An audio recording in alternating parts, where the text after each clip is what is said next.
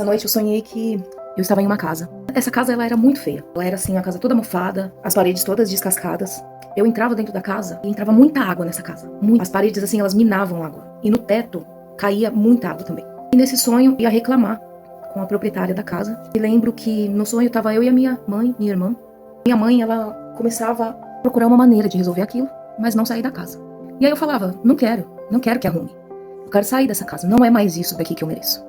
E aí eu me lembro que começava um vucu-vucu que chegava a proprietária da casa e a proprietária pedia para ela me pagar o aluguel em 2 vezes porque ela estava em dificuldades. Muito doido, né? É digno daqueles sonhos que viram meme, né? Só que tem uma coisa muito legal nessa coisa de sonhos, porque eu acredito muito que os sonhos são situações do nosso inconsciente, que o nosso inconsciente traz, que estão na nossa vida. Ele traz aspectos do nosso inconsciente. Eu virava pra ela e falava pra ela, seguinte, desconta o depósito e a gente vai sair da casa. Não fico aqui mais 1 mês. No final das contas, virava aquele vucu-vucu, todo mundo falando, e eu dava um berro e falava, chega, a decisão está tomada. E nesse momento que eu dava um berro, a casa se expandia, ela se tornava maior, mas caía mais água ainda. E eu me lembro da sensação da casa começar a tremer, porque era muita água. E a água, estou falando não de maneira mística, tá? São aspectos do inconsciente mesmo, né? Pra quem se interessar, pesquisar mais, eu acho isso muito legal. Não acredito nisso de uma maneira mística. Acredito realmente de uma maneira bem psicológica mesmo, sabe? Isso me fez lembrar de uma palavra que eu escutei essa semana, que é sobre o filho pródigo. O filho pródigo, algumas pessoas conhecem, uma parábola que tem na Bíblia, de um filho, de um senhor muito rico, que ele decide que ele quer ser feliz, e ele sai em busca da felicidade dele. Então ele pede pro pai a parte da herança e vai embora. Gasta tudo, com puta cachaça e rolê, vai embora. Chega um momento da vida dele, já gastou tudo, e ele está passando necessidade, e ele se dá conta de estar comendo a lavagem dos porcos para matar a fome dele. E aí na palavra diz que ele cai em si, e ele fala, até os empregados do meu pai comem pão da melhor qualidade, e eu aqui comendo com os porcos. Esse sonho que eu tive me levou totalmente nessa palavra, sabe? Porque a gente coloca na nossa cabeça que a gente erra, e pra gente voltar atrás a gente vai precisar trabalhar muito pra ser abençoado novamente. Só que a própria palavra já diz que ele cai em si. Cair em si é aquela viradinha de chave, sabe? Que a gente tem na vida. E pensa, meu Deus, eu sou filha de um Deus que tudo criou. Por que estou aqui comendo com os porcos?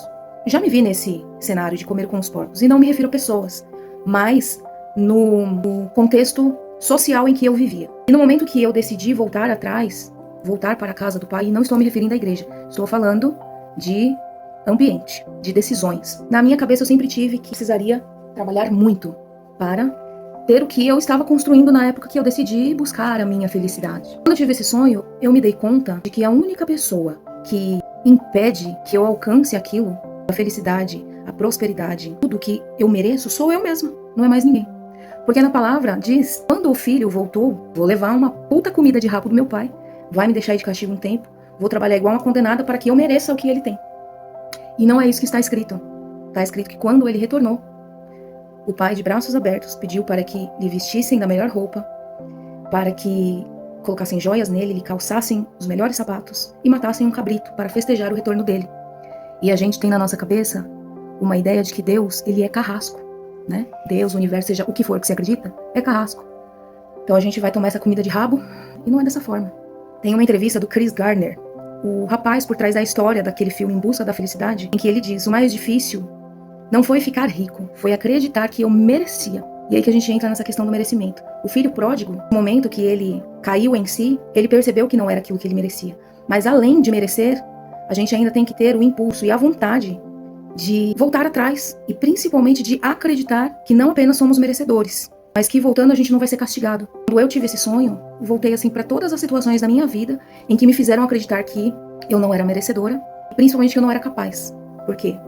É ser merecedor, ser capaz e não ter que pagar um alto preço por isso. E a gente às vezes vive numa bolha e faz a gente acreditar que a gente precisa passar por tudo isso. Mas a nossa realidade, na maioria das vezes, não é essa. Porque no momento que a gente decide voltar para aquilo que Deus tem pra gente, disponível para a gente vê que na verdade era só a gente mudar a forma de pensar. É o contexto que a gente mesmo se coloca, de que a gente não merece, de que a gente não é capaz.